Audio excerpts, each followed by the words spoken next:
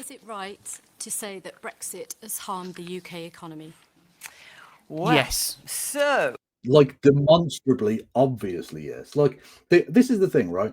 The reform people will never admit it because they don't. Again, it's the Trump thing, always just double down, right? But their argument should be, yeah, it has harmed a little bit, but it was worth it because X, Y, and Z, and just go through the same racist bullshit because that's the thing they actually believe, right? They True. all said, like, even if it does hurt us, there's a wider point about sovereignty and blah blah blah.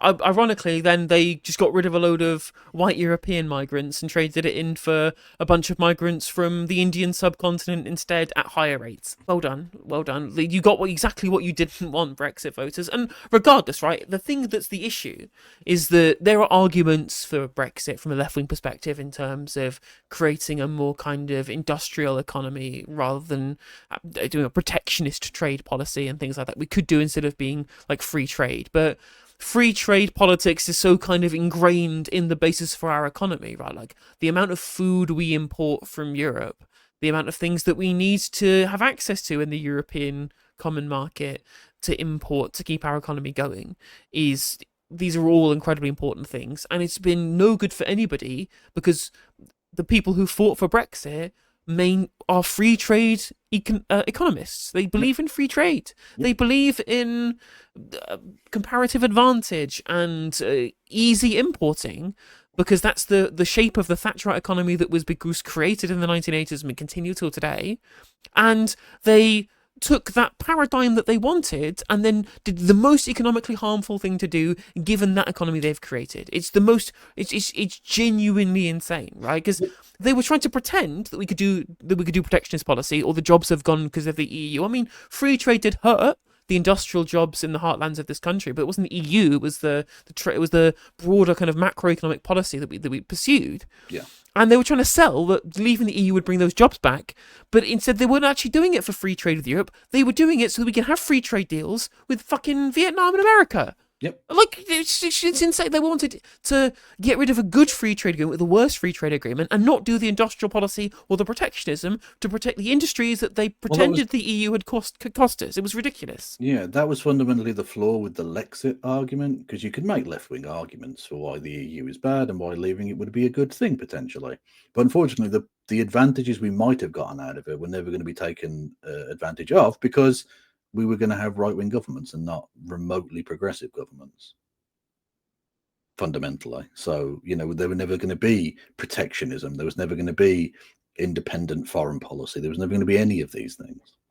And also, I think, like, fundamentally as well, is that the free trade era really has been dominant. I think that the compromise position the Biden administration did with a big amount of industrial policy and then very limited tariffs on very specific things, whilst you have a broader free trade system where you do use comparative advantage to some extent, and that it's really difficult to have broader tariffs when so many different pieces are manufactured in different places and passed all around. Like, that system's already happened. You can't just decouple that overnight.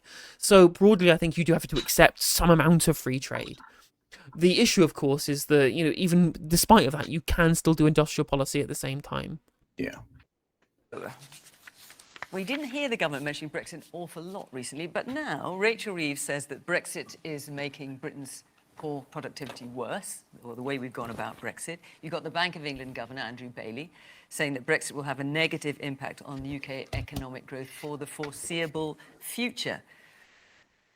This is clearly what Labour want to talk about now. It's absolutely clear that the way that Brexit got done damaged our economy. The Bank of England, the governor of the Bank of England says it. Wow, if only someone hadn't scuppered the potential for a cross-party soft Brexit option. Like, I don't know, the then shadow Brexit secretary, Keir Starmer. Indeed. QC then. It was a QC at that point. And indeed, when it came to the votes in the Commons, the Liberal Democrats, and indeed Caroline Lucas. Yeah. Shame. Yeah. Well, she was only one voter. The Lib Dems actually had enough votes that if they voted the other way, it would have swayed the decision, and we would have had the customs union deal that was a cross-party agreement with, I forget who the Labour proposer was also Ken Clarke as well. We could have had like a customs, and that was one of the big issues as kind of customs in terms of the trade barriers. And the Cox, let's not forget the Cox, because they were a thing that existed then, the Change UK losers. Yeah, and they also voted down that Yeah. amendment. Office for Budget Responsibility has said it probably is about a 4% hit to our growth. And then in addition to that, when you have an utterly botched way of dealing with it, with all sorts of parts of the deal being done on the back of an envelope and not properly thought through, that has made it worse. We clearly No, have to... you're being unfair, Mr. Kinnock. It wasn't on the back of an envelope. He had one piece of paper with him. So it wasn't For an people who, envelope, it was a full piece of paper. yeah, so for people who don't know, there is a very famous picture of the very first negotiation with Theresa May's Brexit negotiating team, led by David Davis MP, sitting across from, I believe it was Donald Tusk and Michel Barnier. Or it was Michel Barnier Yeah. was the negotiating for the European Union. And Michel Barnier and his team had like reams of documentation and livre arch files full of important things to understand for the negotiation. And David Davis had a single sheet of A4. And a pen. So you're out of order, Kinnock. He didn't just come. He came with a completely different single item of stationery. Actually, Literally, it's just, and people wonder why our country's a basket case. It's because people kept voting for the Conservatives, despite the fact that the Conservatives, in every single time they've ever been in government, have proven why you should never vote for them. Doesn't matter if it's Heath or it's Thatcher or it's Major or it's Cameron or it's May or it's Johnson or it's Truss or it's Sunak. They've all been terrible at everything. They are awful. They are really awful. I want to be a fly on the wall of the discussion after that meeting of Barnier and his team when they go backstage, as it were, and just been like, why did we bother? Like what the fuck was that? Did you see when he pulled out the single bit of paper? The fuck! I nearly fucking died. What? According to Le Monde, basically the first few meetings between the Brexit negotiating team and Barnier's negotiating team was Michel Barnier slowly explaining to them what the European Union does. Yeah, because they've been the Tory mind has been raised on a fucking diet of Daily Mail bullshit about straight bananas and stuff. Like it's just they're full of shit. They never understood a single fucking thing about it. To the point where, of course, Dominic Raab, the very briefly Brexit minister, who ultimately resigned as Brexit minister to vote against the deal he brought back as Brexit minister, when he revealed very helpfully that he'd just learned after becoming Brexit minister how important the port of Dover was to the UK. But remember, guys, Jeremy Corbyn is not a serious politician. Right? Yeah, these were the adults in the room. That's not even student politics. That's like preschool politics. What the fuck is this? This is fetus politics. To reset our relationship with the European Union. The government is doing that. We're working towards getting a much better deal around the way that food and livestock is traded between the UK and the EU. We are moving towards much better relationships around things like mobility schemes. We've got to, step by step, improve that relationship, get much closer, because it is our most important trading partner and it is worth a huge amount to our economy. There's no doubt at all that it has done damage. And I think it's important that we face up to that. I think certain members of other political parties are in denial about it. No, that's fine. But like, does he not see how this fundamentally undermines, like, why do all of the racism to try and win reform voters if you're now going to be like, Brexit was a pile of shit? You know that thing that you voted for, that you really supported? Yeah, that was a pile of shit and you're an idiot. I mean, the only thing that predicts reform vote better than age, which is one of the biggest predictors of reform vote, is whether you voted to leave in the European Union referendum. Right? That's the biggest predictor of someone being a reform voter. And they're just going, well, we tried to win these people over, having lost everybody to the left. Let's try and win over Liberal Democrat voters who we're not competing with, because these people live in completely different areas of the country. Like, turns out Morgan McSweeney hasn't got a fucking clue what he's doing. I'm beginning to believe that Morgan McSweeney is not the forensic political operator that we were led to believe. And also on top of this, like, they went into the election going, we're going to make Brexit work. And they're now going, well, we tried that. Turns out it can't work, right? Like, exactly.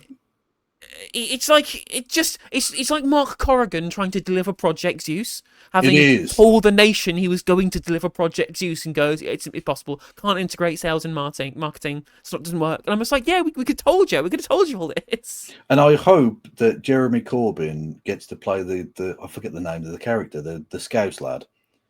who was in Jeff. Phoenix Nights. Jeff, there we go. I hope he does a Jeff, and the scrabbling around. I can't get Project Zeus to work. What was your plan about integrating that other thing? And he goes, "Oh yeah, I've got the plan for you," and then just flips in the bird and walks away. Honestly, incredible. So, by the way, we referenced earlier Keir Starmer undermining the Brexit deal. This is true. This has been detailed in Gavin Barwell's memoir.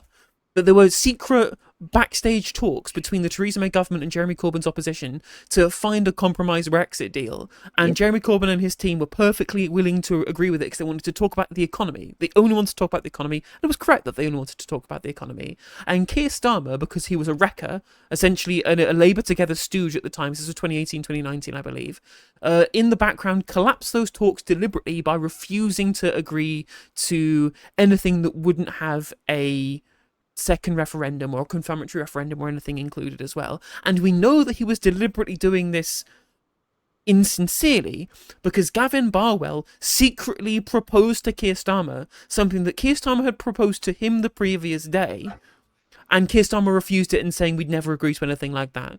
And so we knew that he was just lying for the love of the game and because he was secretly trying to collapse the talks, and Gavin Barwell got him good. Yeah. So everyone who's watching who hates the fact that we left the European Union, you can blame the current Prime Minister. Yep. Because we would have at least had a non-shitty compromise deal, which probably would have been the best outcome, right? We would have left the European Union and honoured the referendum, but done something half-assed that acknowledged the fact that it was a very, very close result. And instead we have the hardest possible Brexit, thanks to Keir Starmer, shit lib king, the shit lib kings of the Liberal Democrats, and the shit lib kings in the Cuck Party as well, right? Like all the people who fundamentally were the anti-Brexit cohort are the ones who caused the hardest possible Brexit. Yeah, the FBPE crowd ironically led to the hardest possible Brexit. Literally. Thanks, lads. And again, these people constantly refer to themselves as the adults in the room, as the grown-ups for serious politics. And in reality, if you look at the whole Brexit saga, the whole saga, from beginning to end, only person with a sensible position on this, fucking Jeremy Corbyn. But if you're blaming Brexit for harming the economy, there's two aspects to that. Are you basically trying to wriggle out of any responsibility yourselves? And also, how does that make people here? Yes. I mean, Swindon voted majority for Brexit. How do you want voters to feel who voted for Brexit? I mean, I don't think there's any point going back in. Most people have changed their minds now, right? Current polling has a supermajority in support of Brexit was bad. Yeah. Like, people think that it was bad. It was bad. It's obvious that it was bad. Like, even the people who wanted it say that the results that we got from what happened was bad. Like, no one likes the new status quo. And I think most people would realise that given we had a sweetheart deal, that'd be infinitely preferable to what we had right now, you know? But ironically, we now can't even get the sweetheart deal. We'd have to get like the deal that we definitely don't want. The thing is, ironically, if at the very moment that Donald Trump was being very belligerent with his trade policy, we could have literally gone and just said, European Union, do you want us back? Just give us the deal back and we'll forget it all happened. Let's fight America and stop him cucking us out. And they probably would have accepted, or at least given us not the kind of shitty deal that they would definitely force us to if we tried again now, right? We had a really brief window where we could have, gone to the European Union and said, look, this is big. This is a reshaping of geopolitics. Let's stick together. And we could have got some concessions, but that window's closed. But you're saying that decision is to blame for Britain's poor performance. It was democratically, that is what people did. They voted to leave, and that was the decision that the British people made. The people who were in charge at the time then completely botched the negotiations. Who was part of it. Whoa, hang on, pause. You botched it, Harriet, that's what he's saying. Well, the question about, were those people wrong? They admit themselves that they were wrong, right? Like, a good third of the people who voted for Brexit, enough to make it so that it's a very clear mandate to reverse that, have said that it was stupid and they shouldn't have done it, right? Again, because people weren't asked, what Brexit do you want? People weren't asked what the future outside the European Union would be like. They weren't asked any of these things. They were asked in or out. It was as stupidly simple as that, because, of course, as we all know, for plenty of reasons, David Cameron's a fucking idiot, right? Like, the fact that now we know what that constitutes, and people looking at it going, well, it sucks, doesn't it? Well, yeah, obviously, like, that makes sense that people would change their minds. You can't just say, well, this vote happened in 2016, therefore the future is set in stone.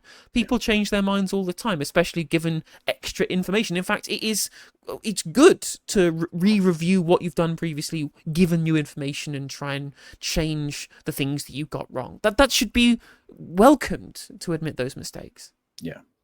To quote, David Cameron, to quote one of the great moral philosophers of our time, David Cameron is a twat with his trotters up in the south of France. Indeed. Twat. Also, Oswald Mosley was a fascist slag. Can I say the following, which is that I think that clearly it was a change, and clearly there are advantages of that change. They're still getting laughed at. Which Stephen is not choosing to underline this evening. One of the advantages is that we have a completely different and better trade deal with the United States and with many other countries around the world. They just retracted it. They just fucking retracted half of that shit. The trade deal we now have is still worse than the trade arrangement that we previously had before we left the European Union. Yeah, we are literally in a worse position. The fucking penguins on that island have a better trade agreement than we do. Because at least he repealed all of the sanctions against them. There are no tariffs against the fucking penguins. Fuck. And again, America is across the Atlantic Ocean. Yeah. It's across the Atlantic Ocean. The European Union is literally on our doorstep. We have a direct train route to it. It's close enough that people can get here via small fucking boats. Oh, literally, I'm not even like pro free trade, or at least you're not unilateral pro free trade, right? I think that this is a nuanced conversation, right? And even I think it's stupid to pursue trade relationships with Australia and America rather than Spain and France. Well, free trade would be fine in a socialist setting, because it's not people taking advantage of each other. It's essentially exchange of goods and services as needed across borders or whatever, right? That would be fine. It's when it's free trade, but if you don't like it, we'll coup your government. That's a bit of exactly. Free trade and trade agreements have always been done under the purview of the political and geopolitical power of whatever the polar nature of the world is, right? The UK favoured lots of free trade when we had an empire because we had the power to dictate the terms of those trade agreements. Likewise, it's the same for America in the modern era. Indeed. The European Union does. So that is just demonstrably the case.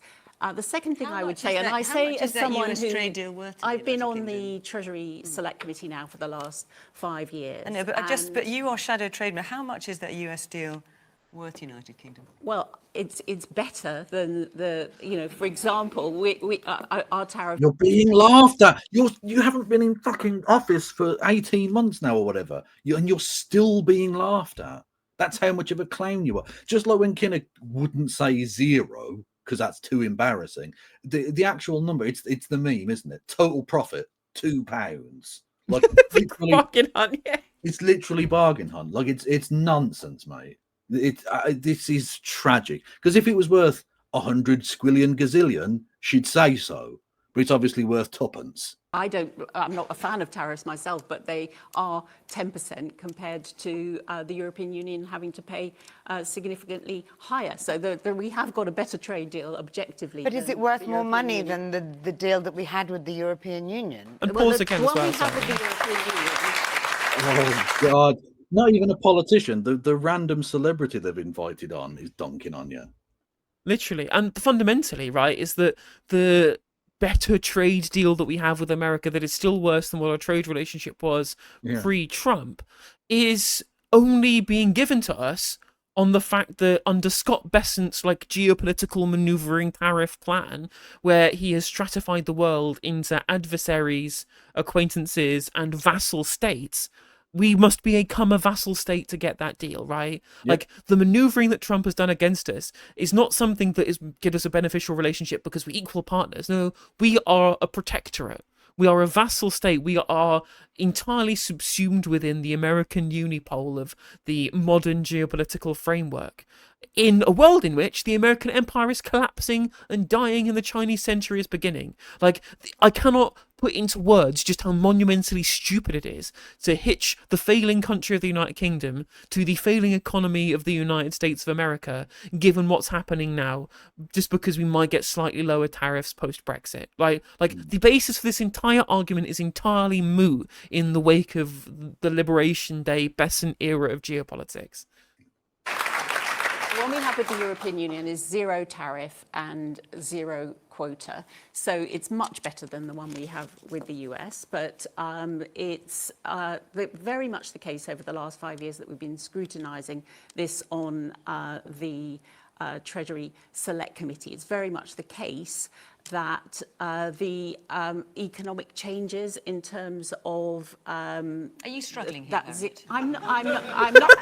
Oh no! Even the host is dunking. Oh, I was literally about to pause and say it's not very convincing when you're having to struggle over each word in the sentence. You can't get 2 consecutive words out without going But even the host had to just be like, "This is embarrassing. Are you struggling here?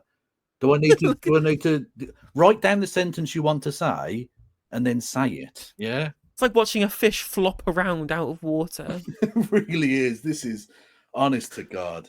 It just makes you give me the confidence and indeed the connections, I suppose, of one of these privately school educated, because they are the most inept, pathetic creatures ever. But because they're a part of the gang, they're oh yeah, we haven't done a school check, yeah. They always look. Boris Johnson, if he was born on the estate I was born on, would have been stabbed to death. He wouldn't have become prime minister because he'd have said something dumb and been stabbed to death. Literally. Well, yeah, it's very important that you point out the privately educated people who live in a world that is entirely encased in cellophane, where they never have to interact with reality, and why they're so terrible at everything because they've told they were mummy special girls and boys since time immemorial and never kind of came into contact with anything of an adversarial nature, right? She did not go to private school. She went to 2 private schools. Literally. And what's funny, one of them's Marlborough College in Wiltshire, and one of them is Friends School in Saffron Walden, the meme town that I bring up as being like the quintessential Tory area. Saffron Walden, I mean, he's so middle class, it will give you diabetes. I mean, they literally voted for Kemi Badenoch, right? Like, that's how much they will vote for the Tories. Like, not only will they vote for the Tories, they'll vote for the Tories at the time where they're the least popular they've ever been before time of recording, and for the dumbest, stupidest, and shittest MP that they had, which is now the leader of the party for some reason. Then she studied Lady Margaret Hall, Oxford. Of course, she went to Oxford. And then after that, she was an investment banker at JP Morgan Chase. The scum of the earth. Scum of the earth. She is the scum of the earth. Pointless human being that's ever existed. She is the enemy. Yes. Particularly struggling. I don't think that you can look at the French economy or the German economy or any of the other economies in the EU and say they're doing any better than the Let me bring Nadine. Spain's doing well. Is it fair to blame Brexit for harming the economy? Well, the point Harriet's just made about how poorly Germany is performing, and France and Italy and every other EU country, I think actually makes the point that do we want to be at the Germany is doing far worse than we are at the moment economically. Do we want to be in the European Union? Because they're sinking like stones at their economies that we're... Just because Germany has like lower growth than we do at time of recording doesn't mean their economy is worse. Their economy is still stronger than ours.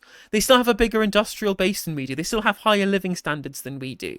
Like we're going to be approaching the point where outside of London we're poorer than Slovenia, right? Like, and whilst me, I love an ex-Yugoslav country. Like, it's still not a good thing for the previous country that was the basis of the biggest empire the world's ever seen to be at the point where like low GDP European countries are starting to outpace most of our country outside the capital. These are problems, right? Germany is, it's not having a good time economically at the moment because just like every other country in the EU and like us, they did a bunch of stupid austerity when they should have been doing fiscal expansion to counter-cyclically stimulate our economy after the financial crisis. But even then, there are EU countries that are doing much better than we are. Spain is doing much better than we are. I mean, there are countries not in the European Union, but in like the EEA, like Norway, that's doing better than we are. Like HDI is higher. Overall GDP per capita is higher, happiness levels are higher. Like, there are so many other metrics other than are they growing now, very specifically. Like, no, that's not the only metric that matters. We were a year ago doing quite well. We were the fastest performing economy in the G7. Fuck Do you think off. Andrew Have we Bailey had is a wrong? natural Do you think Andrew Bailey is wrong, the governor of the Bank of England, when he says Brexit will have a negative impact on our economic growth for the foreseeable future? He's talking about foreseeable future. We get a lot of this. We get a lot of the foreseeable. And Well, in fairness, he can't look into the unforeseeable. Yeah, well, I mean, I'd love to know how much that US trade deal is worth in comparison to the trading deal that we had with the EU. And we know for a fact it's damaged our economy to sort of 9 to 10%.